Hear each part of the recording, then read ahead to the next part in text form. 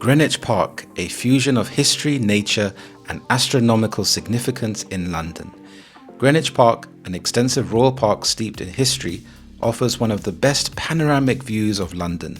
Originally commissioned in the 15th century, it's now a beloved part of the Greenwich World Heritage Site, which also includes the Royal Observatory and the historic maritime buildings along the Thames. Covering 183 acres, Greenwich Park provides not only open green spaces, but also a deep dive into British history and scientific exploration, notably through its connection with the Prime Meridian. This line, which marks the division between the Eastern and Western hemispheres, allows visitors a unique experience, standing astride two halves of the world. As you climb the hill towards the Royal Observatory, which played a critical role in developing navigation and timekeeping, the views across the River Thames to Canary Wharf and the London skyline become increasingly captivating. At the base of the hill lies the Queen's House, an exquisite example of classical architecture, and the National Maritime Museum, which celebrates Britain's seafaring history. This convergence of history, science and architecture makes Greenwich Park a deeply enriching place to explore. For nature lovers, the park's meticulously maintained gardens offer seasonal displays of vibrant flowers. Wildlife enthusiasts can also find deer in the wilderness area of the park, echoing the royal hunting grounds it once was. Additionally, the visitors can take part in open-air events throughout the year, including guided stargazing sessions at the Royal Observatory. Greenwich Park is therefore more than just a green space, it's a rich tapestry of history, natural beauty, and scientific legacy. The Embankment, scenic riverside walk and Jubilee Bridge with a vibrant arts scene. The Embankment, stretching along the River Thames on the north side, is one of London's most picturesque and historic riverside promenades. Known as the Victoria Embankment, it was originally developed in the late 19th century to protect the city from flooding, improving the sewage system, and create new transportation routes. The embankment begins near the Palace of Westminster and extends to Blackfriars Bridge, offering visitors panoramic views of iconic landmarks like the London Eye, St Paul's Cathedral, and the Houses of Parliament. An essential part of the embankment experience is the Jubilee Bridge, a modern pedestrian-only crossing that connects the embankment to the South Bank. Built in 2002 to celebrate the Queen's Golden Jubilee, the bridge features sleek steel suspension cables and offers spectacular views of both the city skyline and the Thames. Crossing the Jubilee Bridge is especially popular at night when the illuminated London skyline and reflections on the water make for an enchanting experience. On the other side of the bridge lies the South Bank Centre, a bustling arts complex and one of London's cultural hubs. The South Bank Centre offers a diverse range of performances, art installations and events throughout the year, from poetry readings to jazz concerts, attracting visitors from around the world. For those interested in arts and culture, a stroll from the embankment across the Jubilee Bridge and into the vibrant South Bank is a journey through both London's historical roots and its lively modern-day cultural scene. Many Londoners don't visit famous landmarks. London is a global magnet for tourists, offering an iconic mix of historical and cultural landmarks such as Buckingham Palace, the Tower of London, and the British Museum. However, for many locals, these spots remain more familiar from pictures and postcards than from first-hand visits. Residents often skip the tourist-heavy areas to avoid the crowds and the ever-present hustle of visitors' cameras and souvenir shops. Instead, they gravitate towards the quieter, hidden parts of London that capture the city's unique charm without the throngs of tourists. Londoners have their own treasures, the city's hidden gardens, lesser-known parks, and tucked-away pubs that echo the London of old. There are small independent galleries showcasing local artists and artisans, cozy cafes down alleys, and winding streets filled with quirky architecture that give London its unique character.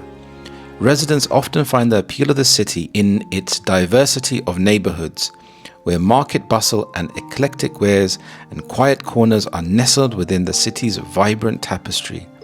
The sheer size of London mean there's always something fresh to uncover, a hidden rooftop with panoramic views, an antique bookstore filled with rare finds, or a secluded spot in one of London's many sprawling parks, ideal for unwinding away from the city's usual buzz. The black cab test is brutal. London's black cab drivers are known worldwide for their expertise, but few know the rigorous test these drivers must pass, known as the knowledge. Established in 1865, the knowledge requires prospective cabbies to memorize every street, landmark and point of interest within a 6-mile radius of Charing Cross, totaling over 25,000 streets and 100,000 notable locations.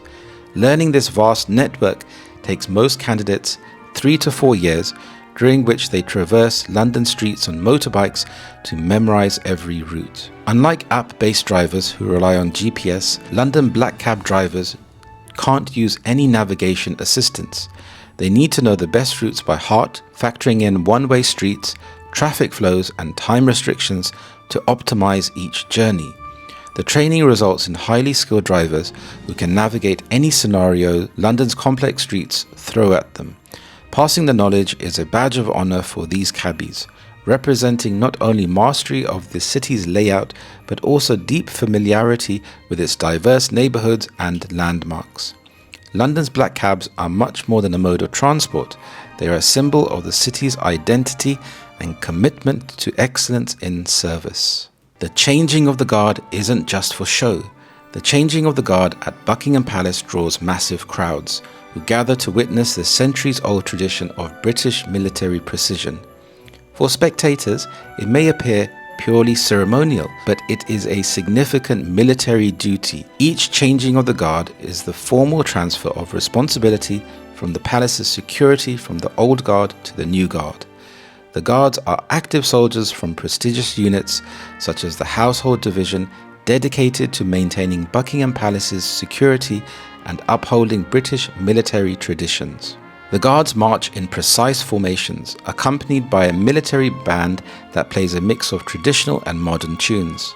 The ceremony takes place at 11 a.m. on select days, capturing British military discipline, which has remained constant even as the world changes. Each step and turn is choreographed, and the guards wear iconic red tunics and bearskin hats that have come to symbolize British heritage worldwide.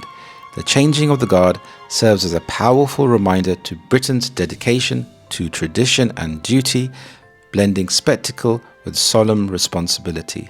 Tower Bridge isn't the London Bridge.